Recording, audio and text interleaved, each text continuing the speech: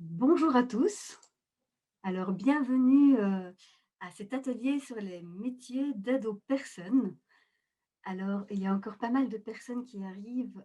Ce n'est pas grave, vous pourrez prendre l'atelier en cours. Alors, deux petites précisions par rapport à cet atelier. N'hésitez pas en tant que participant à écrire vos questions dans l'espace de discussion qui vous est dédié. Nous avons une personne qui pourra répondre directement à vos questions dans le chat. Et alors, nous allons commencer cet atelier par le programme. Donc, le petit mot d'accueil, ce qu'on est en train de faire pour le moment.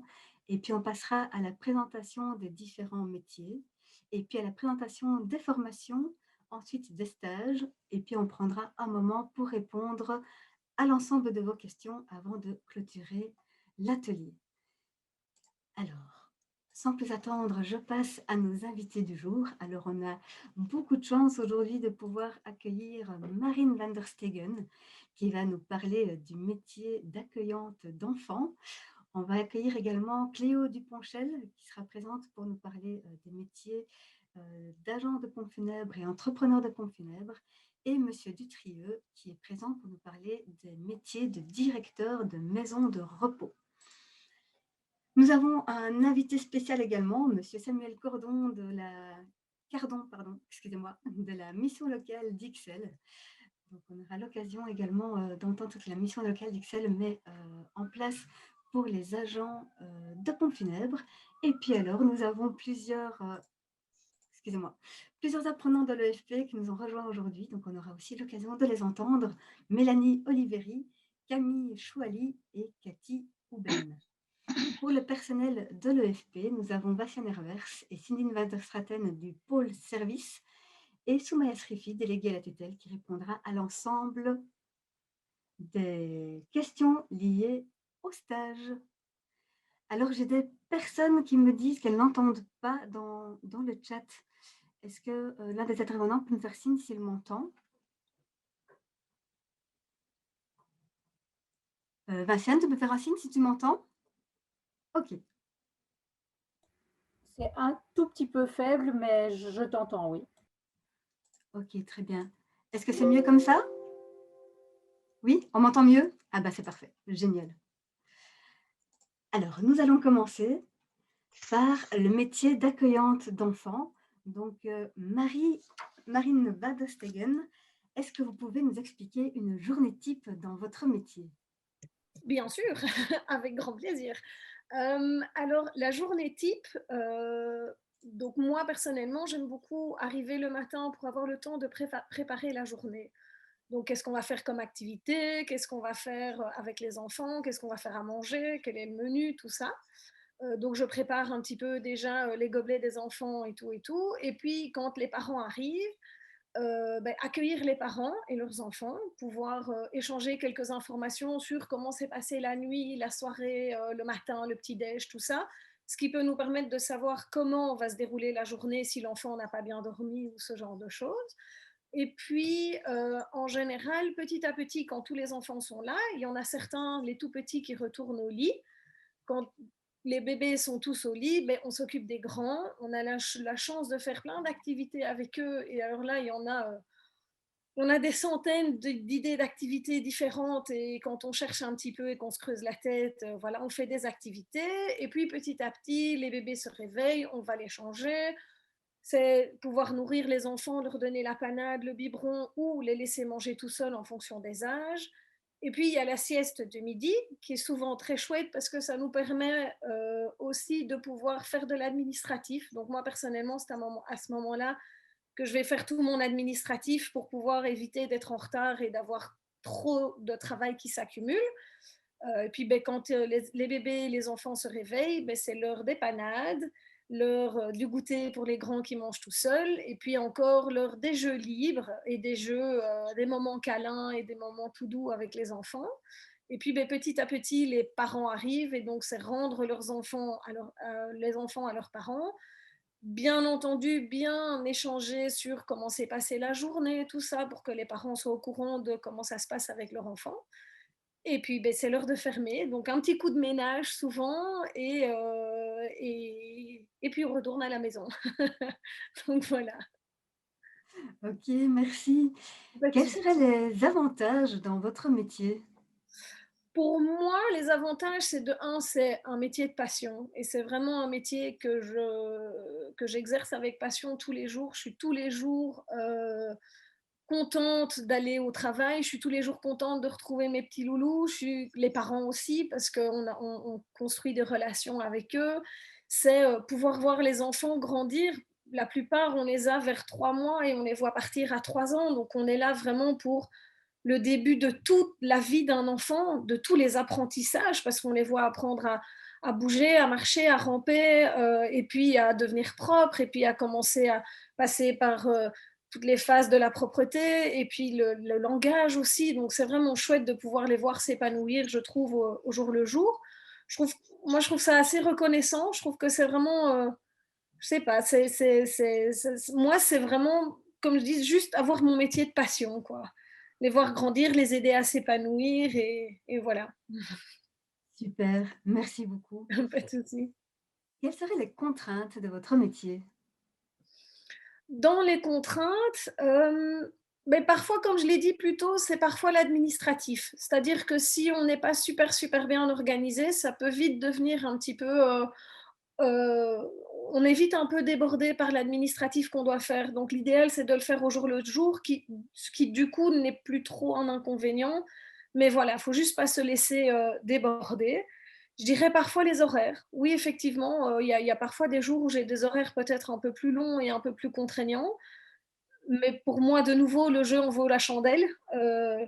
Parfois, les relations avec les parents, parce qu'on va avoir des parents de tout milieu, de toute culture, de toute éducation, ce qui peut faire qu'il faut parfois mettre de l'eau dans son vin pour pouvoir essayer de comprendre pourquoi est-ce que le parent réagit de telle ou de telle façon et si un parent n'est pas content, pourquoi. Donc c'est vrai que c'est peut-être un côté, moi j'aime beaucoup parce que ça met un peu du piment dans le métier, mais en même temps, parfois ça peut devenir un inconvénient. Euh, donc voilà, je dirais qu'on travaille en partenariat beaucoup avec l'ONE. Moi, j'ai la chance d'avoir une coordinatrice qui est incroyable et que j'aime vraiment beaucoup et avec qui ça se passe super bien. Donc c'est la dame de l'ONE qui vient me contrôler. Je sais que parfois les relations peuvent être un peu tendues parce qu'ils doivent nous faire quand même suivre certaines règles, mais je trouve que de nouveau, ça fait partie du jeu d'essayer de trouver un terrain d'entente avec eux et de pouvoir trouver le juste milieu. Donc voilà, il y a des inconvénients, mais moi je trouve que ça fait partie du métier et que c'est ce qui fait que notre métier n'est pas ennuyeux et change tous les jours, il y a des choses différentes. Donc voilà. Merci. Et alors, est-ce que vous pouvez nous donner un petit mot sur les débouchés qu'il serait possible en tant qu'accueillante d'enfants? Alors, en tant qu'accueillante, si je ne me trompe pas, il y a la possibilité du coup de travailler en crèche privée et du coup d'être, employée en crèche privée. Vous avez la chance de pouvoir, comme ce que moi j'ai fait, avoir votre propre structure aussi, donc de pouvoir, travailler chez vous à la maison avec 4 enfants et de pouvoir justement, heu beh, profiter d'être votre propre patron, ce qui est assez chouette. Et il y a aussi les accueillantes conventionnées, qui sont les accueillantes qui peuvent, du coup, être rémunérées en partie par l'ONE et ce genre de choses. Donc il y a plusieurs styles d'accueillantes qu'on peut devenir par après. Super, merci beaucoup Marine van der Stegen, très gentil. Et alors nous avons également, une auditrice, Mélanie Oliveri. Et donc, Mélanie, est-ce que vous pourriez nous dire comment vous vivez votre formation entre vos cours, votre stage et votre vie privée? Donc n'hésitez pas à allumer votre micro pour répondre à la question. Eh bien, c'est toute une organisation. Donc, en travaillant la semaine, en ayant cours le samedi, bah, il faut s'organiser. Donc, pour les examens, entre autres, pour les travaux à rendre. C'est vrai que ça fait des longues semaines. Après, on a la chance d'avoir des enseignants qui sont passionnés par leur métier. C'est pas non plus tout le temps que de la théorie. Il y a beaucoup de partage aussi de la part des enseignants avec les élèves. Donc les journées passent très vite et on n'est pas bombardé que de théorie. Voilà, donc oui, c'est vrai que c'est des longues semaines, mais quand on aime ce métier, quand on découvre le métier, ben ça passe très vite en fait ici. Donc c'est déjà la deuxième année, mais qui se termine. Et en fait, c'est passé très vite. Super, merci beaucoup Mélanie. Alors, je vous Merci. propose maintenant de passer au deuxième métier, donc le métier de directeur de maison de repos. Et donc là, je vais donner la parole à Monsieur Dutrieux, qui va nous expliquer également une journée type dans le métier de directeur de maison de repos. Bonjour à tout le monde. Bon, voilà, la journée type, il n'y en a pas vraiment en fait, à part certaines choses qu'on fait obligatoirement tous les jours, c'est ouvrir le courrier et regarder ses mails. Et éventuellement, si vous avez des rendez-vous, que ce soit avec des familles, que ce soit avec des résidents ou avec du personnel, mais sinon, ça peut être très varié selon les périodes. Donc, il y a des périodes où c'est pas possible d'avoir une journée type qui est la même tout le temps parce qu'il y a des impératifs selon les périodes, hein, avec la VIC, avec les syndicats aussi, avec le personnel, il y a des réunions. Donc, journée type, je veux dire, il n'y en a pas vraiment. Et c'est aussi, ça, c'est un des avantages du métier, c'est que ça bouge tout le temps. C'est qu'une journée ne ressemble jamais à l'autre. Donc, ça, c'est vraiment très agréable. Enfin, j'embraye sur les avantages, hein, je me permets. Parce que la journée type, pour moi, voilà, je n'ai pas vraiment de journée type, sauf arriver avec le courrier. Voilà, mais donc, pour les avantages, donc, ça, pour moi, c'est un des avantages, c'est que je ne m'embête jamais. J'ai toujours quelque chose de différent à faire. Alors, parfois, ça va être un petit peu plus lourd, parce que ça me plaît moins, mais voilà. Une journée est toujours différente. Je vais arriver le matin, je suis arrivé aujourd'hui, j'avais 2 résidents qui m'attendaient, ils voulaient me voir. J'ai discuté avec eux, on a essayé de voir un petit peu ce qu'on pouvait faire pour régler leurs soucis.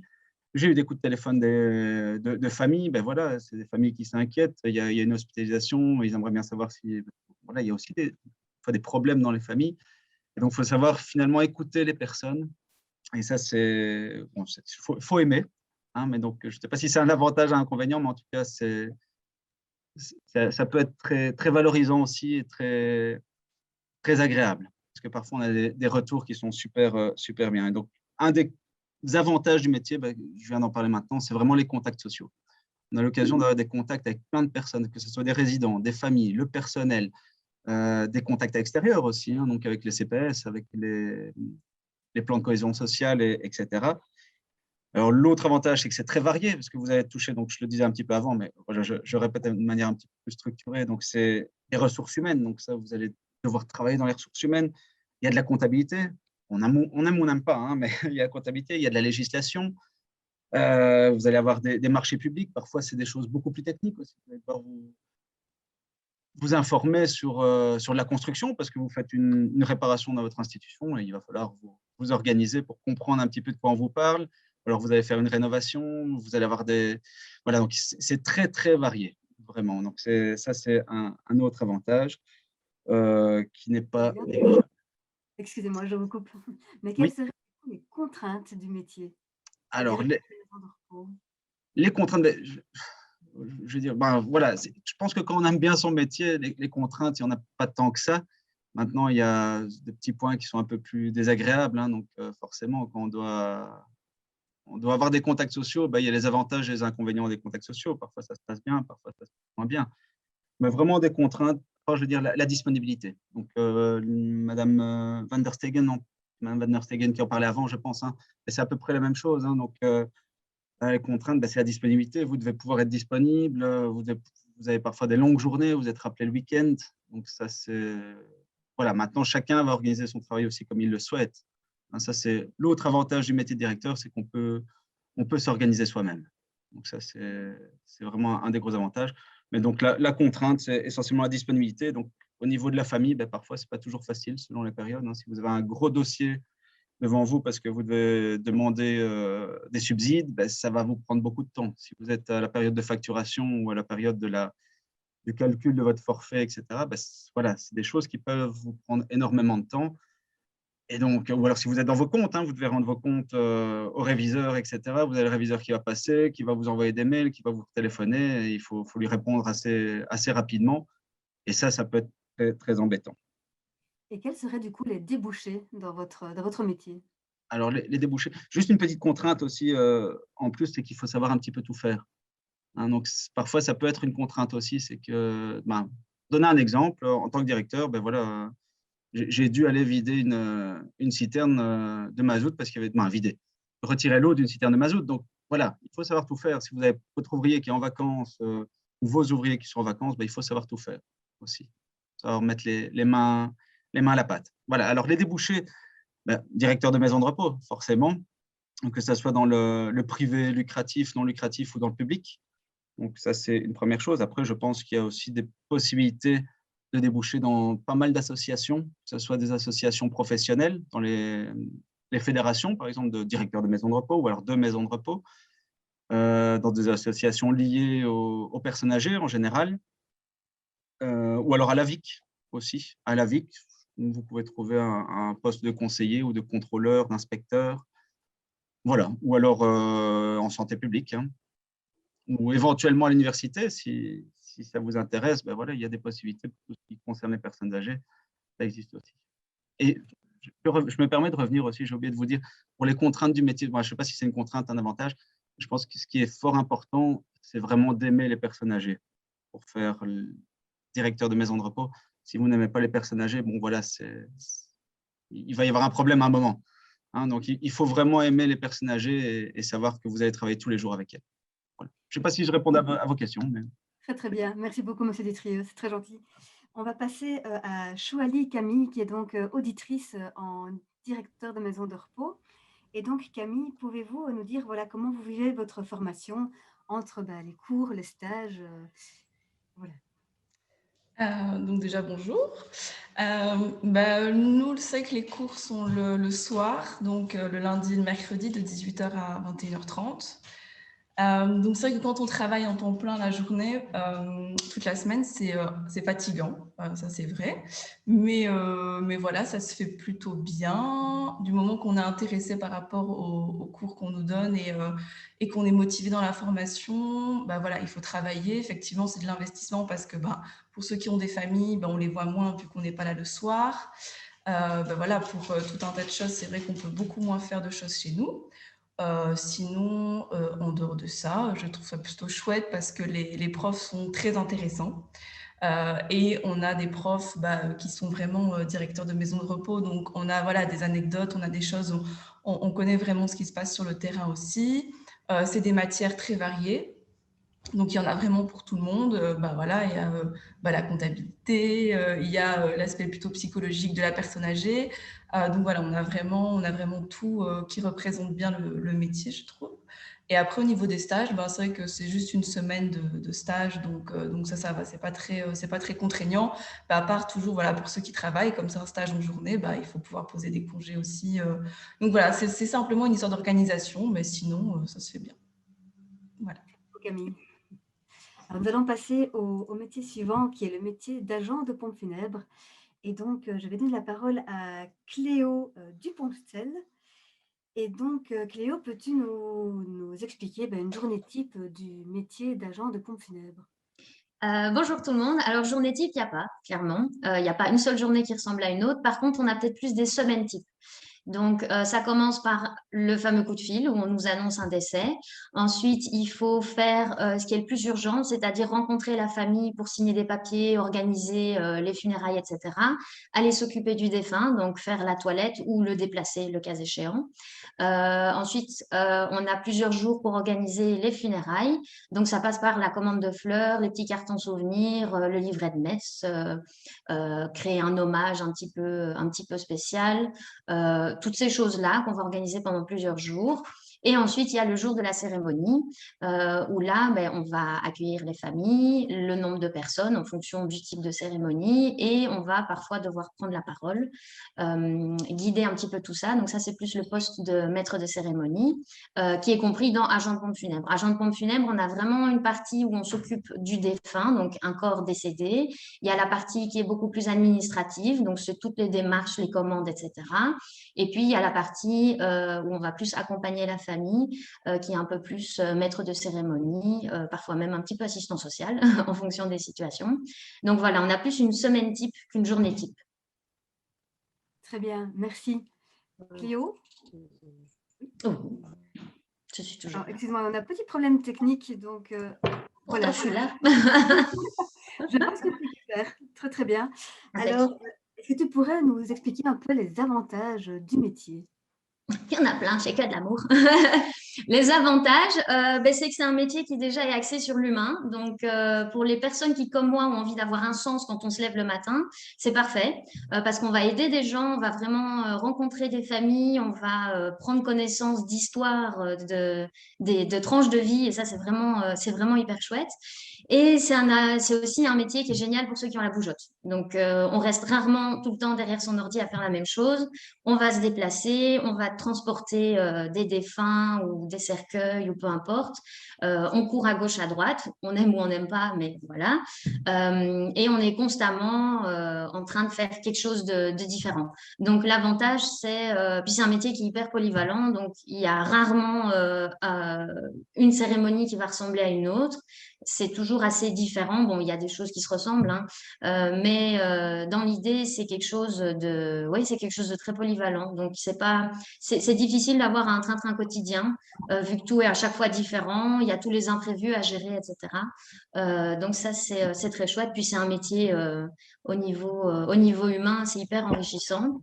Et voilà. Et quand je dis que c'est que de l'amour, c'est que de l'amour. On a des gens qui viennent nous voir et à qui on a rendu un service énorme et qui nous font comprendre qu'on a été important pour eux à ce moment-là et qui nous en remercient. Et ça vaut tous les salaires du monde, ça.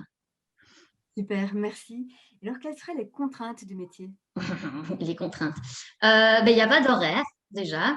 Donc, on peut être appelé le matin comme le soir, la semaine comme le week-end, pendant les vacances comme pendant pas les vacances. Pour se faire un horaire, c'est assez compliqué.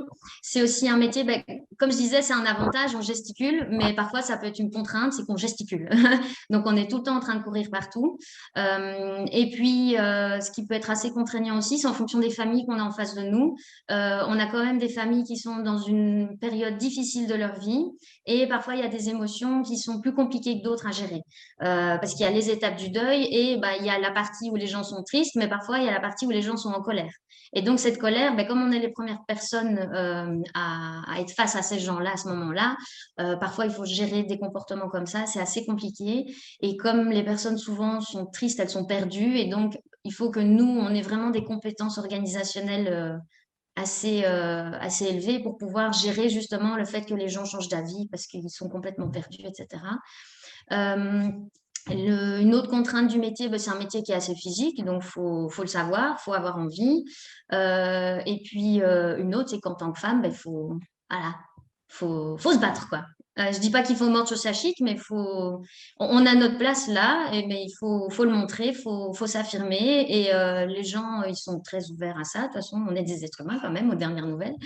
Mais c'est surtout, voilà, c'est un métier qui a très longtemps été très masculin, très familial. On voit souvent des entreprises machin et fils, etc. Il commence à y avoir d'autres entreprises, il commence à y avoir plus en plus de femmes. Et voilà, pour moi, c'est un avantage d'être une femme dans ce métier, mais ce qui est contraignant, c'est de devoir se battre pour affirmer qu'on a notre place là. Mais on l'a, donc il n'y a pas de problème. Merci beaucoup, Cléo. Alors, je vais passer Cathy Houben. Oui, bonjour. Bonjour. Dire un peu comment vous vivez votre formation entre vos cours, votre stage, comment ça se passe? Eh bien, ça se passe de manière assez dense. C'est très riche aussi. Il y a un bon équilibre entre les cours que l'on reçoit et qui sont assez complets et assez denses aussi. Et cet équilibre entre le stage, où on a l'occasion d'appliquer tout ce qu'on apprend au cours, c'est très complet. Les journées, comme disait Cléo, les journées sont toutes différentes. On a l'occasion d'appliquer tout ce qu'on apprend par les professeurs, qui sont tous aussi qui sont très chouettes, qui sont là aussi pour répondre à nos questions, si jamais on a quelques difficultés par rapport, par exemple, au stage, ou on a vécu des choses un petit peu difficiles. On peut toujours les partager aux professeurs, et ça, c'est aussi c'est agréable de se soutenir, de se sentir un peu soutenu. Voilà, c'est très dense, ça dépend si on fait 1 an ou 2. La première année est Il y a les cours le soir, mais on est occupé toute la journée et ça demande un peu une organisation, en effet, une bonne organisation en tout cas pour pouvoir aller jusqu'au bout de cette belle aventure. En tout cas, ça c'est sûr. Merci beaucoup, Cathy. Super, un grand merci. Ouais, pas de On quoi. va passer maintenant à, excusez-moi, hop, à la mission locale d'Ixelles. On reviendra en entrepreneur de Pont-Funèbre juste après. Et donc, je cède la parole à Monsieur Cardon qui va nous expliquer en quoi la mission d'Ixelles propose donc un atelier de découverte métier d'agent de pompe funèbre et nous dire un peu de quoi il s'agit. Donc, Monsieur Cardon, je vous propose de prendre la parole maintenant. Voilà. Merci et bonjour à tout le monde. Ben oui, vous avez entendu, hein, c'est un métier quand même assez complexe et qu'on ne fait pas par hasard. Donc la mission locale, elle propose un atelier de 4 semaines, juste avant l'entrée en formation qualifiante, un peu pour faire le point sur ce projet et se lancer dans la formation en toute connaissance de cause. On peut dire qu'il y a en gros 3 objectifs dans l'atelier que nous on propose à la mission locale d'Ixelles. Le premier, c'est de mieux se connaître soi, de faire un peu un bilan personnel, se dire, tiens, mais voilà, quels sont mes atouts, peut-être mes prédispositions pour le métier. Un autre objectif, c'est évidemment de mieux connaître le secteur. On sait que c'est un secteur qui est victime de pas mal de préjugés, c'est voilà, un secteur pas très connu, et donc voilà, l'objectif, c'est vraiment de voir un peu aussi l'envers du décor. Et puis, le troisième objectif, c'est vraiment de pouvoir tester son envie de se lancer dans ce métier. Et pour ça, on propose une formule qui est assez dynamique, qui est assez complète et très axée sur la réalité de terrain. Et donc, il y a pas mal de rencontres avec des intervenants, des agents de pompes funèbres, mais aussi des entrepreneurs de pompes funèbres. On a fait en sorte de choisir des intervenants qui proposent des visions différentes pour avoir vraiment la vision la plus large possible du secteur. Et puis, il y a pas mal de visites aussi qui sont organisées au crématorium d'Uccle, à la morgue, par exemple, de Zaventem, pour toute la dimension internationale du métier. La morgue aussi des hôpitaux Iris Sud pour voir comment ça se passe à ce niveau-là. Donc c'est vraiment très, très concret, très fort sur le terrain. Ça permet aussi évidemment de développer un début de réseau professionnel, ce qui est toujours important dans le secteur. Et puis, un des gros avantages qu'on propose dans notre formule, c'est le fait de pouvoir faire le fameux stage de 16 heures, qui est un stage d'observation nécessaire pour entrer dans la formation qualifiante à l'EFP. Ici, c'est un stage que la mission locale voilà, fournit pour les personnes intéressées. Donc voilà, quelque chose d'assez complet avec beaucoup d'informations, ce qui permet d'avoir d'une certaine manière un peu une longueur d'avance aussi par rapport à la formation. Voilà ce que je peux en dire. Merci beaucoup, Samuel. Alors, on va revenir à Cléo et à Cathy pour, du coup, le métier d'entrepreneur de pompe funèbre. Voilà.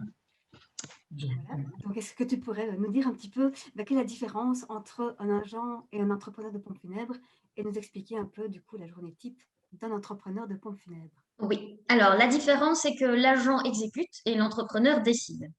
Entrepreneur de pompe funèbre, c'est vraiment le patron, c'est lui qui gère et qui crée l'entreprise. Donc, contrairement à agent de pompe funèbre, entrepreneur de pompe funèbre donne un accès à la profession.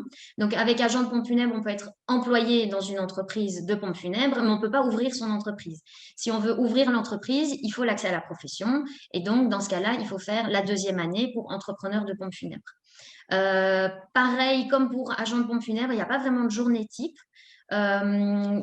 Je trouve que c'est encore plus chouette d'être entrepreneur parce que comme c'est nous le patron, c'est nous qu'on décide et on peut vraiment arranger sa semaine, arranger ses jours pour faire plein de choses différentes. Donc, c'est pas uniquement j'arrive le lundi, j'ai ma petite semaine, mes funérailles, vendredi j'ai fini, basta.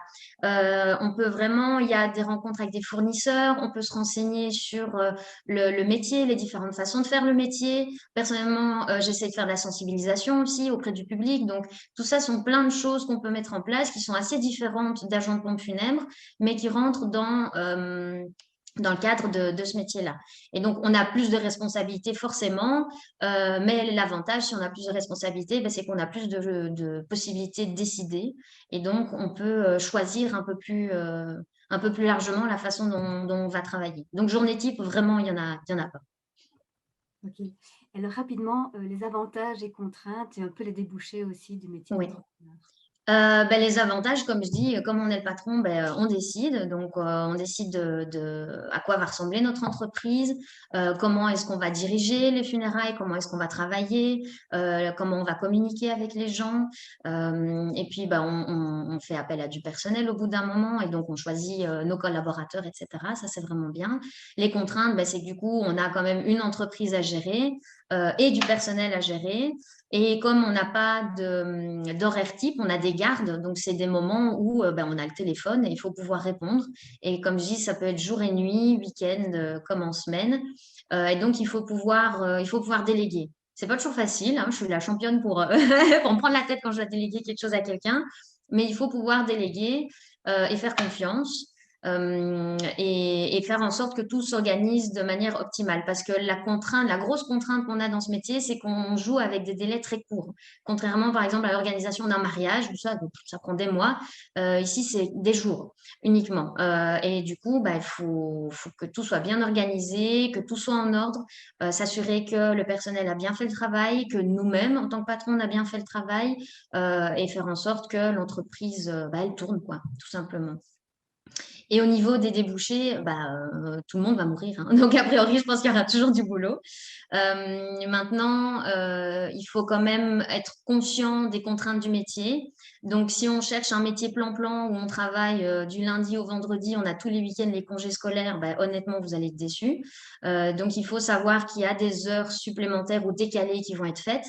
Il faut bien se présenter, faut pas être trop timide non plus. C'est un métier où on va constamment être en contact avec des gens, et donc il faut pouvoir parler correctement aux gens. Faut pas avoir peur de s'exprimer face à des personnes, et puis il faut garder la tête froide. Parfois, on a des gens où ils vont nous embêter parce qu'ils changent d'avis toutes les 5 minutes ou ils sont pas toujours agréables. Il faut juste prendre en considération qu'ils sont dans des moments de vie difficiles. Et donc, il faut pouvoir garder un petit peu la tête froide. Mais là, je m'éloigne du sujet. Donc, au niveau des débouchés, il y a du travail. Ça, il y en a. Maintenant, en fonction de l'entreprise où on postule, il faut déjà se renseigner sur l'entreprise, quelles sont les valeurs qu'elle véhicule, parce qu'une entreprise à une autre, ça marche pas. C'est pas la même chose. Mais il faut s'accrocher. Il faut avoir de la patience. Il y a de la place. Mais faut être bien présenté et surtout, faut être courageux, être motivé. Motivé, ça va être le mot. Merci Cléo. Ouais. Alors, je repasse rapidement la parole à Samuel Cardon. Excusez-moi, je l'ai oublié sur la deuxième question. Donc, il y a plusieurs questions dans le chat également. Donc, en fait, comment concrètement ça se passe au niveau de l'accompagnement et qui peut bénéficier du coup de l'accompagnement de la mission locale? Oui, merci de me redonner la parole là-dessus. En fait, la mission locale, elle va s'adresser à des personnes qui sont inscrites comme demandeuses d'emploi. Donc, c'est possible de participer au groupe si vous êtes inscrit chez Acteris. C'est le cas aussi si vous êtes inscrit au Forum ou au VDAB également. Et donc, on est subventionné, nous, pour donner la priorité à des personnes qui n'ont pas le CESS, donc la fin de secondaire. Mais voilà, si vous êtes diplômé du supérieur avec des masters et des choses comme ça marche aussi. On essaye de trouver des solutions pour, en gros, que toutes les personnes intéressées puissent suivre l'atelier. Voilà, c'est une formation gratuite qui est encadrée par Bruxelles Formation, ce qui donne aussi droit à des avantages comme des primes de formation et ce genre de choses. Donc, une formule vraiment tout confort. Et au niveau des dates, c'est du 27 septembre au 19 octobre et c'est précédé de 2 séances d'info. Donc, ça sera au mois de septembre, le 2 et le 13. Et voilà, il y a un petit test d'entrée, un entretien de motivation aussi, voilà, pour faire un peu connaissance avant. Et on constitue un groupe à peu près de 8-10 personnes, quelque chose comme ça. En tout cas, si vous êtes intéressé par ça et que vous rentrez dans les conditions, mais n'hésitez pas à prendre contact avec nous. Le plus simple, c'est peut-être d'aller voir sur notre site internet où vous allez trouver toutes les infos. C'est www.mlxl.be. Voilà. Merci de votre attention. Merci Samuel.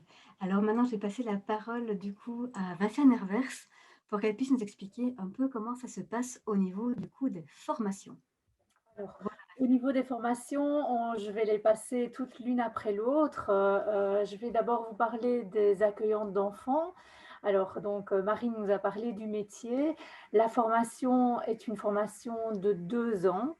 Donc, une première année, une deuxième année. Au niveau des jours de cours, parce que je pense que c'est ça qui intéresse beaucoup de personnes, on a 2 classes possibles. Donc, soit vous choisissez de venir suivre les cours le samedi ou le vendredi. Donc, on a une classe du samedi, une classe du vendredi. Le samedi, les heures, c'est à peu près 9h, 16h30. Les cours du vendredi sont donnés en journée, voire en soirée, mais il y a toujours 8 heures de cours. Donc, soit vous commencez le matin et vous terminez vers 17h, soit vous commencez l'après-midi et vous terminez à 21h30. La classe du vendredi, il faut savoir qu'il y a quand même quelques samedis. J'ai évidemment des formatrices qui, par exemple, comme Marine, travaillent du lundi au vendredi et donc n'ont que le samedi pour venir pouvoir nous transmettre leurs compétences. Donc voilà, donc 2 classes. Au niveau des conditions d'admission maintenant, pour pouvoir faire la formation, vous devez avoir le CESS. Donc le CESS, pour ceux qui ne le savent pas, c'est le certificat d'enseignement secondaire supérieur. Donc une 6e secondaire générale, technique, une 7e professionnelle. Donc vraiment, le diplôme est vraiment une condition d'admission requise et on ne pourra pas entrer en formation si on n'a pas le CESS.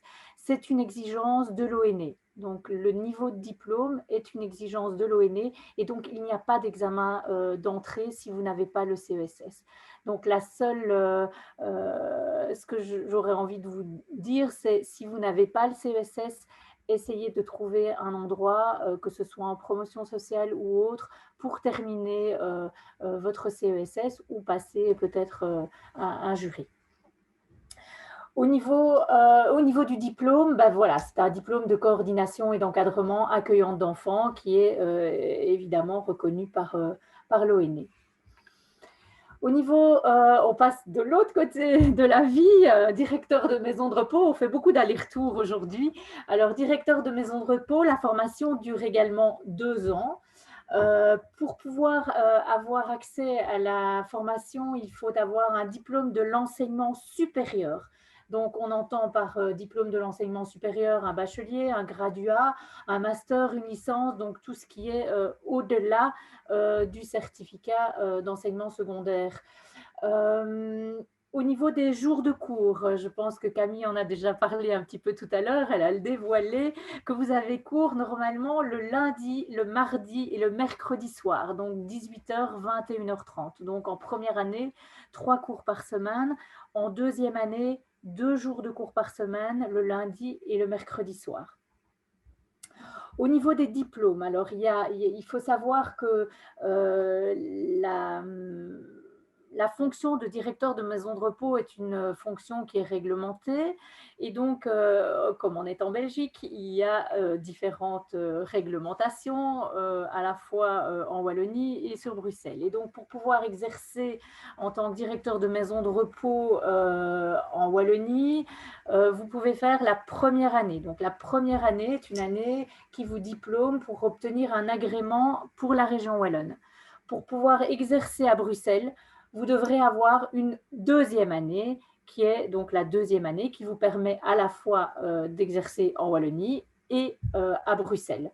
Donc, pour ceux qui voudront travailler sur Bruxelles en tant que directeur de maison de repos, 2 ans. Ceux qui sont sûrs qu'ils ne vont que faire que de la Wallonie, 1 an suffit. Mais clairement, je pense que les 2 ans sont nécessaires parce que, je pense que M. Dutrieux ne me contredira pas, il y a de plus en plus de maisons de repos qui sont gérées par des grands groupes et donc fatalement, à un moment de votre carrière, peut-être il vous sera demandé de changer de région, peut-être d'aller sur Bruxelles ou d'aller en Wallonie et donc finalement, tant qu'on y est, je pense que envisager la formation sur les 2 ans est profitable. Et donc, au bout de la deuxième année, au bout de la première année, vous avez aussi ah non, tu peux revenir à la dia précédente. Oui, donc au terme de la première année, en plus du diplôme de chef d'entreprise, vous avez également le certificat de gestion. Alors, on va passer sur les 2 métiers, agent de pompe funèbre et entrepreneur pompe funèbre. Donc, c'est un cursus qu'on peut envisager en 2 ans. Une première année où vous serez certifié, donc vous obtiendrez un certificat de compétences acquises en formation agent de pompe funèbre, c'est un CECAF. La durée de la formation, donc 1 an. Conditions d'accès, vous devez avoir un certificat d'enseignement secondaire inférieur, donc une 6P, une 4e générale, 4e technique, un certificat d'apprentissage, ou si vous n'êtes pas dans ces conditions-là, vous pouvez présenter un examen d'admission aux conditions certificat d'enseignement secondaire inférieur. Donc, pas de souci pour toutes les personnes qui ne sont pas dans les conditions, nous organisons un examen d'admission. À ça, pour pouvoir rentrer dans la formation, on va vous demander également de faire un stage d'observation de 16 heures. Alors, 16 heures d'observation, pourquoi? Donc, chez un patron, dans une entreprise de pompes funèbres, où vous allez pouvoir finalement être confronté peut-être à la mort et aussi à une toilette mortuaire. On peut très bien avoir envie de faire ce métier, d'avoir envie de faire la formation, mais peut-être ne pas avoir été en contact avec un défunt. Et donc là, pour cette raison-là, on vous demande un stage d'observation de 16 heures. Ce stage d'observation ne sera pas bloquant. Donc, même si ça ne se passe pas hyper bien, ça ne va pas vous bloquer l'entrée à la formation. Mais au moins, vous aurez pu vous confronter au métier. Et donc voilà, c'est à vous alors de décider si quand même vous sautez le pas, vous faites la formation ou vous ne la faites pas. Donc ça, c'est la première année donc, qui vous donne agent de pompe funèbre. Vous pouvez ensuite continuer et donc faire la 2e année. Et pour pouvoir faire la 2e année, il faut avoir réussi la formation d'agent pompe funèbre. Et le certificat que vous obtenez, c'est un diplôme chef d'entreprise avec le certificat de gestion. Donc là, pour cette formation-là, les cours, donc pour ces 2 formations, les cours, le vendredi de 14h à 21h30, début des cours pour les U27 en novembre, puisqu'il faut laisser le temps aux personnes de pouvoir faire leur stage d'observation. Pour les entrepreneurs de pompes funèbres, il y a en plus des cours professionnels, des cours de gestion qui ont lieu 2 fois par semaine, 2 cours, 2 soirs par semaine jusqu'en mars. Attention, ces cours de gestion, vous pouvez aussi obtenir des dispenses si vous avez fait un cursus préalable qui vous donnerait des dispenses dans ces métiers. Voilà, j'ai été peut-être un peu rapide, j'espère avoir été complète. Merci beaucoup, Vinciane. On va passer du coup à la pratique en entreprise et donc je donne la parole à Soumaya Srifi.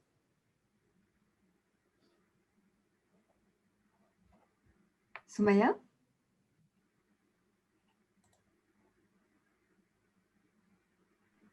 Est-ce que tu m'entends? Est-ce qu'on m'entend? On vous entend, on t'entend bien. Parfait. Très bien, merci.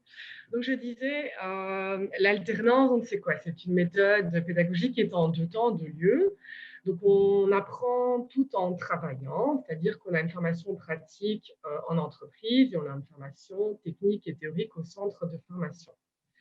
Alors, il y a la partie qui intéresse tout le monde, hein, c'est évidemment le stage. Et donc, on a un contrat tripartite hein, qui est signé entre l'apprenant, l'entreprise et le délégué à la tutelle. Alors, quel est le rôle du délégué à tutelle? Le délégué à tutelle est le référent, donc le référent entre l'apprenant, le patron formateur et le centre de formation. C'est la personne qui encadre et qui accompagne l'apprenant tout au long de sa formation, qui aide aussi l'apprenant à choisir le métier qui lui convient le mieux. Le délégué à tutelle établit aussi le parcours de formation, donc c'est-à-dire la durée de la formation. On a vu qu'il y a des formations qui donnent en 2 ans, des formations en 1 an, des formations en 3 ans. Et alors, le délégué à tutelle aide aussi dans la recherche de stages pour la partie pratique. Donc, je vois que la question est revenue assez régulièrement. Donc oui, le délégué à tutelle aide effectivement à rechercher un lieu de stage. Alors, il faut savoir aussi que les stages qui soient obligatoires ou pas, en tout cas, sont vivement conseillés. Nous avons des stages donc, qui sont rémunérés, ça veut dire qu'il y a une rémunération mensuelle qui varie en fonction de la filière. Voilà, je vais rester de manière générale pour la formation en adulte. On commence pour la première année à 464 € plus ou moins, et en dernière année, on arrive à plus ou moins 928 €. Et pour la formation donc en apprentissage, on est à 276 € pour la première année, 390 € pour la deuxième, et on arrive à 520 € plus ou moins pour la dernière année de formation. Alors, Dégâts Tutelle est là aussi donc, pour veiller au respect du contrat d'alternance, parce qu'il faut savoir qu'il y a des droits, mais il y a aussi des obligations. Et donc, le Dégâts Tutelle est là pour rappeler, donner toutes les informations à ce sujet. Il s'assure aussi donc, de la présence régulière en entreprise et aussi de la présence au cours, au centre de formation. Dégâts Tutelle est là aussi pour jouer le rôle de médiateur et aider à trouver évidemment les meilleures solutions au sein de l'entreprise, au sein du stage, quand il y a des questions ou quand ça ne se passe pas très bien. Le Dégâts Tutelle est là pour jouer son rôle de médiateur. Et le délégué à tutelle aussi est là pour conseiller, accompagner les entreprises dans toutes les démarches liées à la formation des apprenants et dont l'agrément des entreprises de formation. Alors moi, je terminerai par dire qu'il ne faut vraiment pas hésiter à contacter un délégué à tutelle pour toute information ou tout conseil. Voilà, je pense que les coordonnées seront reprises en fin de slide ou sur les sites internet. Et donc, il ne faut vraiment pas hésiter à prendre contact avec le délégué à tutelle pour toute question et tout conseil. Merci beaucoup, Soraya. Alors, je vois que le temps file et va très, très vite. Donc, je propose de passer maintenant à la partie des questions-réponses. Et donc, Cindy, est-ce que tu as pu relayer peut-être quelques questions qui se trouvent dans le chat?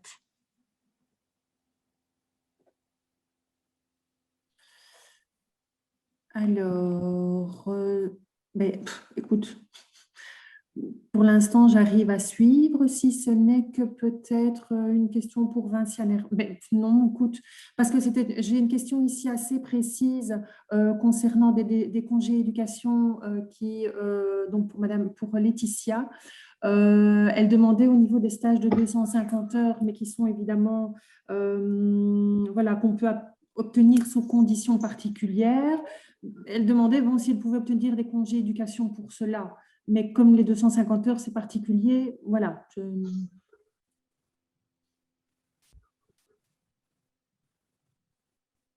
Oui, après, il faut aussi savoir pour quel métier. Donc, peut-être que c'est une question assez particulière que Laetitia pose.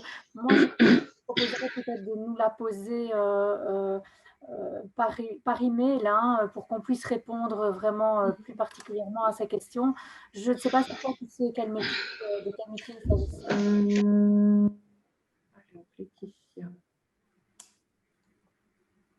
Laetitia, si vous m'entendez, aidez-moi. Rappelez-moi dans quel métier vous êtes. Sinon, le temps que Laetitia reprenne la parole, on avait également une autre question. C'est quand vont se dérouler les tests d'entrée CESI, CE2D pour avoir accès à la formation d'agent? Alors, moi, je n'ai pas encore les dates précises, mais au niveau de notre site internet, je pense qu'il sera assez rapidement mis à jour. Et donc, vous aurez là toutes les informations concernant les inscriptions, notamment aux examens d'admission. J'ai une autre question pour la formation de directeur de maison de repos. Donc, c'est une question posée par Emmanuel Didion. Est-il possible de suivre les cours par module et faire éventuellement une année en 2 ans pour que cela reste gérable avec une vie professionnelle? Alors, j'ai envie de dire oui et non. Normalement, non, puisque pour passer d'une année à l'autre, il faut réussir la précédente.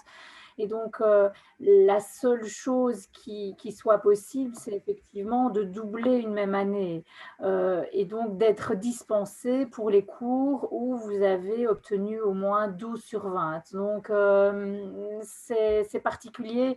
Et donc, normalement, dans le système, non, ce n'est pas possible. Il faut vraiment faire une année complète, puisqu'il y a aussi les cours sont obligatoires. Donc, vous avez un nombre requis de présence obligatoire. Merci Vinciane. Une autre question, c'est une dame qui nous demande, elle aurait aimé savoir si on a droit à congé éducation pour la formation d'agent de pompe funèbre. C'est des questions tellement précises qu'en direct, je n'oserais pas répondre comme ça d'emblée. Il faut vraiment que je me renseigne. Donc, je préférerais effectivement que ces questions-là nous soient adressées par mail pour pouvoir être sûre de la réponse qu'on donne. Très bien, merci Vinciane. Alors, il nous reste 5 petites minutes pour terminer notre atelier. Alors, si vous avez d'autres questions, surtout n'hésitez pas à contacter l'info de l'EFP.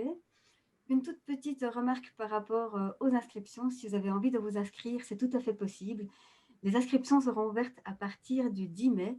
Et donc, il y aura un formulaire inscription, donc formation adulte, sur lequel vous pourrez vous inscrire pour les différentes formations et métiers qui vous ont été présentés à l'instant. Et donc, si vous avez encore des questions, pas d'inquiétude, vous pouvez les poser par mail à info@efp.be ou par téléphone au 0800 85 210. Vous pouvez également nous suivre sur les réseaux sociaux, donc Facebook, Instagram, LinkedIn, Twitter et YouTube.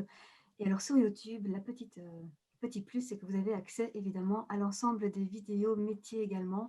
Donc n'hésitez pas. Et alors, 2 questions dans le chat par rapport à la rediffusion de cet atelier.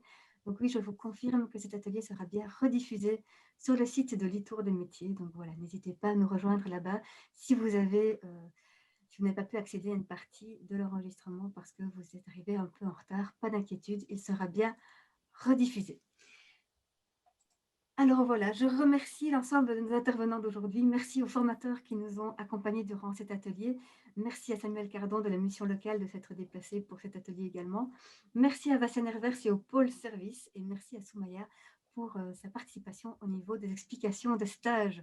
Je vous donne rendez-vous sans plus tarder pour les prochains ateliers de ce midi et de ce soir. Donc rendez-vous sur itourdesmétiers.efp.be. À bientôt, au revoir.